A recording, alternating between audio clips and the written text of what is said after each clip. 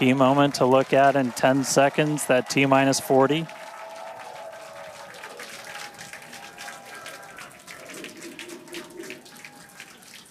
And we flew right through that.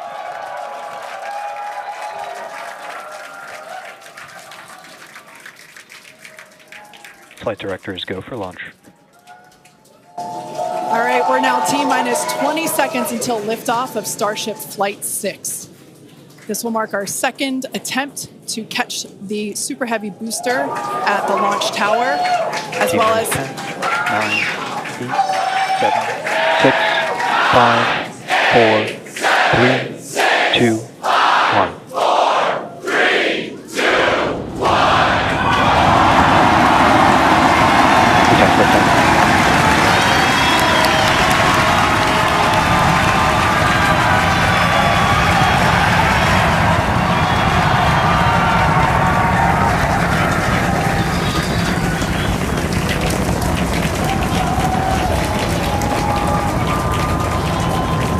Vehicle is pitching downrange. Booster Raptor, chamber pressure nominal.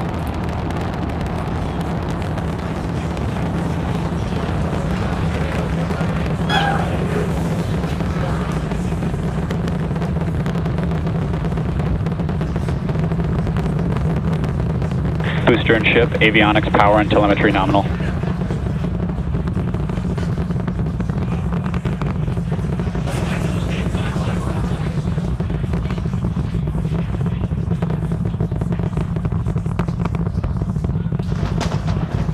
All right, we're just a little over a minute maximum into flight. Dynamic pressure. We're about 6 miles away, so all the sound's still hitting us here. Hearing good call outs that power telemetry nominal, that's flying straight and true. We do see all 33 Raptor engines lit up on telemetry screens. At this point, we've passed through that point of maximum aerodynamic pressure, that max Q. Now coming up in just a little over a minute from now is going to be hot staging. So we're going to see the 6 engines on the ship ignite while still attached to the booster. Just before that, we'll see all but 3 center engines on the booster shut down. In what we call MECO, it's most engines cut off instead of main engine. And so while we continue to watch it go up, a lot of our flight controllers looking at all the systems around the tower. Again, we have to send a manual command. Just about 30 seconds away from hot staging.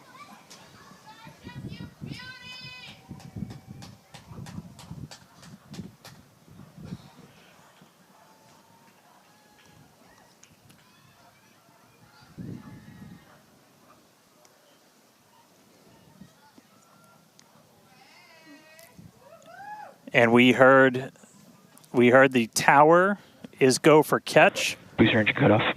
The return flag is set for true. Ship engine start up.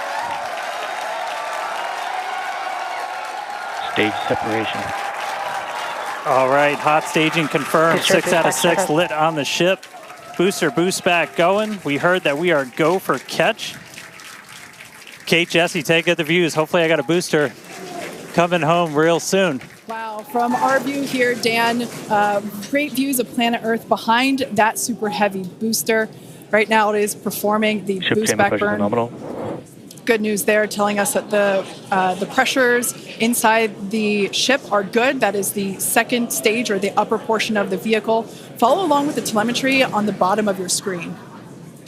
Yeah, booster is currently, Super Heavy is currently in its boost back burn. This boost back burn, Avionics, power, and telemetry nominal.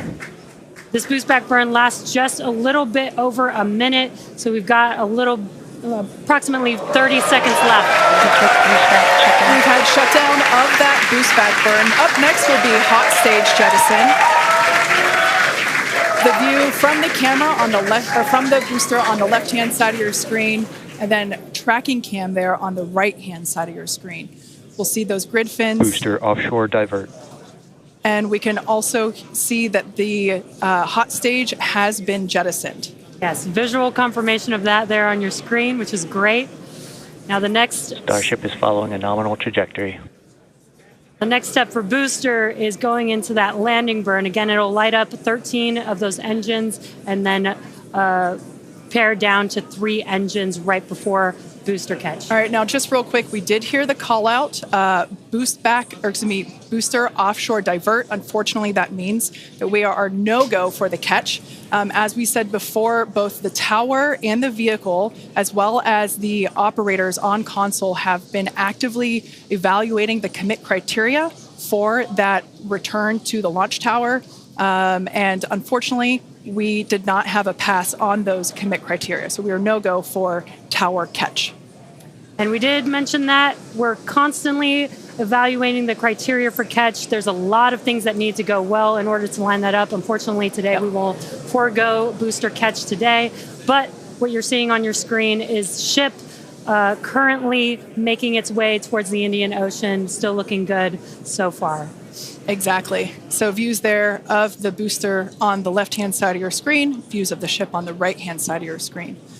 Now, we said before that it was not guaranteed that we would be able to make a tower catch today. So while we were hoping for it, like we said, it was pretty epic on attempt 1, but the safety of the teams and the public and the pad itself are paramount. So we are accepting no compromises in any of those areas.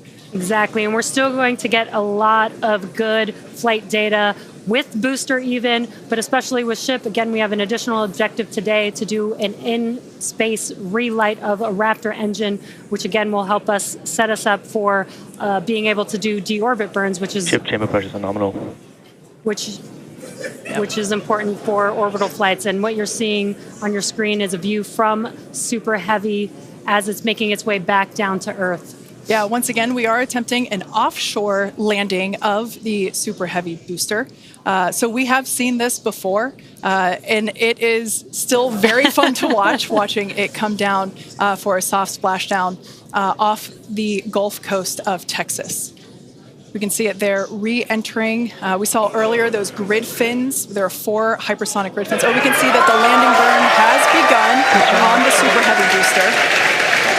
And same pattern, 13 engines will light, gone down to 3 just as we expected.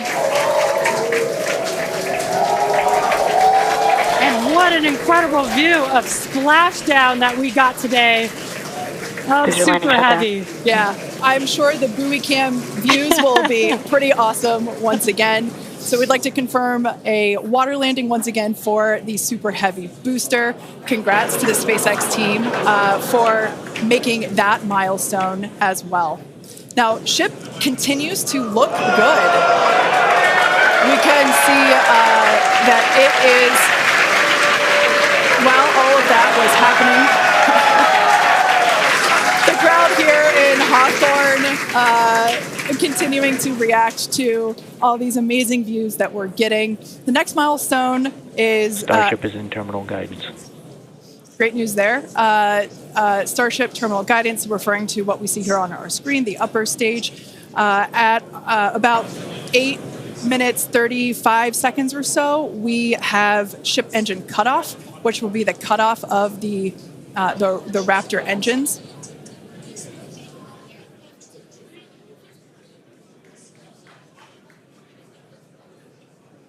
We can see on our screen ship giving us some incredible views brought to us by Starlink. This view is also very interesting because we can see basically the receding tile line that we referred to earlier, where we mentioned we have removed a number of heat shield tiles in order to test out and push the envelope on the ship and demonstrate what its capabilities are. Ship engine cutoff. And there we just heard call out for SECO, ship engine cutoff. Great news there. Everything continuing to look awesome for ship. Full view looking aft on ship here. Ship FTS is saved. Nominal orbit insertion. There's that call out we were waiting for. Confirmation of good orbital insertion for ship today. It has been a very exciting afternoon so far. We'd like to send it back over to Dan, who can give us that live view experience. Dan, once again, are you okay after witnessing another Starship launch? Yeah, totally fine. It's you guys have to be jealous. This is the only way to do this. This is fantastic. No, it was really cool to see it lift off 33 out of 33.